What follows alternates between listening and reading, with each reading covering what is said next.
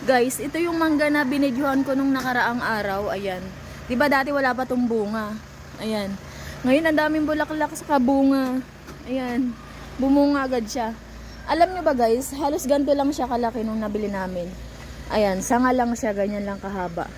Oh, kita nyo naman, ngayon ang laki-laki na. Ayan. Tapos ang daming bulaklak. Oh. Ayan. Sobrang dami niyang bulaklak. Tapos may malaki ng mangga, may malaki ng bunga. Siguro sa ilang months ba bago harvest ng mangga. Ayan, ang laki na niya.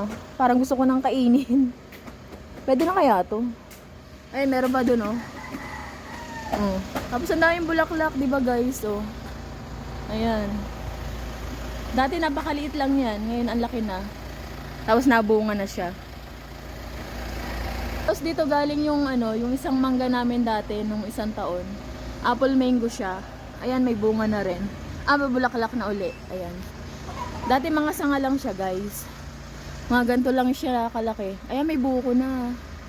Ayan. Ang daming bulaklak.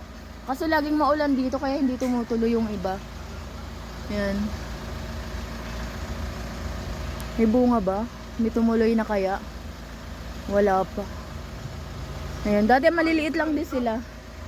Ngayon malaki na. Ayan. Wala pang bunga, no? Puro bulaklak.